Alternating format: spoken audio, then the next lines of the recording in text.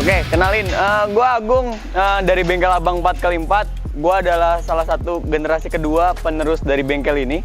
Karena sebelumnya bengkel ini dikelola dan diberdirikan oleh bokap gue, namanya Iman Permadi. Mungkin dia juga udah melanglang buana lah ya di Jawa Barat, Jawa Tengah, dan Jawa Timur.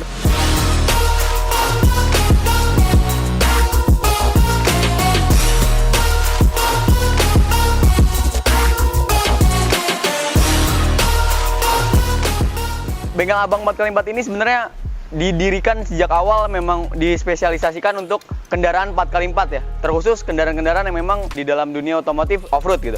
Nah, di kemudian hari karena perkembangan teknologi, juga perkembangan segmentasi pasar, akhirnya bukan hanya sekedar 4x4 bengkel ini, tetapi juga merestorasi mobil-mobil 4x4 yang notabene itu seperti brosur pada awal dia dilahirkan misalkan gitu. Karena nanti pada akhirnya nggak semua orang mau main di hutan gitu, tapi mau punya kendaraan 4x4, sehingga bengkel ini melakukan perubahan yang mendasar dari kendaraan 4x4 secara radikal, modifikasi tubular dan sebagainya. Sekarang juga mengambil alih di dalam dunia restorasi kendaraan 4x4, yaitu kendaraan off-road.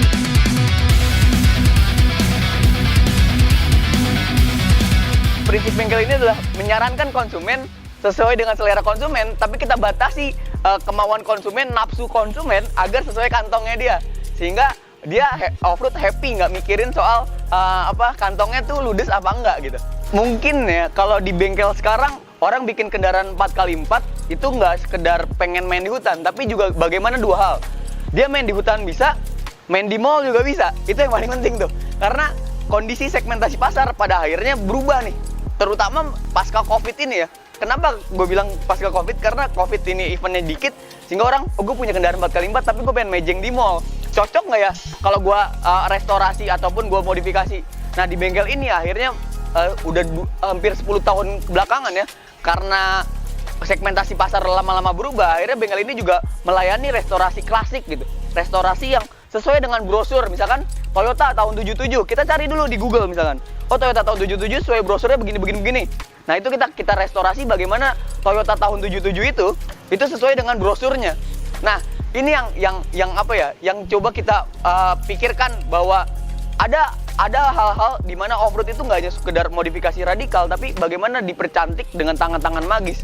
Nah, itu adalah apa ya? Kalau dibilang kelebihan dari bengkel ini, ya itu karena bengkel ini dua generasi. Bokap gue main dari tahun 90-an dan gue baru main dari tahun 2015 2014 main di bengkel. Jadi sehingga gue memahami secara teknologi, secara teoritik, bokap gue memahami secara pengalaman. Jadi akhirnya pengalaman dan teori itu bersatu sehingga memunculkan sebuah karya yang menurut gue ya memang belum bagus-bagus amat, tapi secara karya kita juga udah banyak banget melakukan banyak karya gitu. Termasuk juga restorasi yang klasik. Nah, kalau restorasi klasik kita bicara soal pengalaman tuh. Nah, pengalaman tuh bokap tuh yang main. Nah, kalau bagaimana buat mobil klasik tapi enak dibuat kendaraan sekarang? Kita ngomongin teknologi, nanti teorinya pakai teori gue. Jadi antara pengalaman dan teori kita coba satuin di bengkel ini. Itu yang gue maksud sebagai kelebihan dari bengkel ini, karena dia dua generasi. Dia bisa memberikan satu insight untuk konsumen bahwa kalau lu main klasik begini, kalau lu pengen ada teknologinya kayak begini gitu. Ini yang coba kita tawarkan di bengkel ini gitu.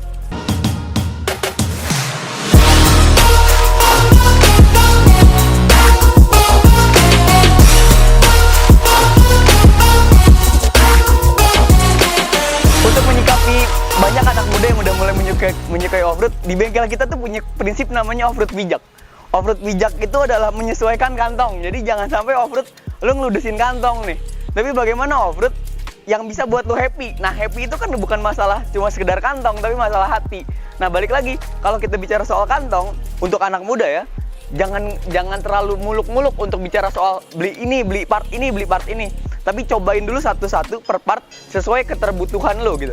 Karena banyak orang yang tiba-tiba masuk nih teknologi, dia beli nih karena duitnya banyak, tapi dia nggak bisa menikmati uang hasil itu gitu. Atau mereka yang uangnya pas-pasan tapi pengen mobilnya keren gitu karena mengikuti teknologi, akhirnya nggak bisa kebeli teknologi itu, sehingga dia nggak jadi off-road. Nah, off-road itu sebenarnya kuncinya pertama adalah menikmati mobil pertama lo. Misalkan mobil lu standaran Jimny, ya sudah nikmati dulu itu gitu. Tapi ketika lu off-road terus lu merasakan ada kekurangan, ya baru lu sesuaikan budget lu. Apa nih part apa yang lu anggap kurang dan apa nih gantinya gitu. Untuk ya sesuai dengan budget lo. Jadi off-road itu nggak hanya sekedar ngabisin uang, tapi juga menghemat uang, tapi tetap hati senang. Jadi disebutlah sebagai prinsip off-road bijak gitu.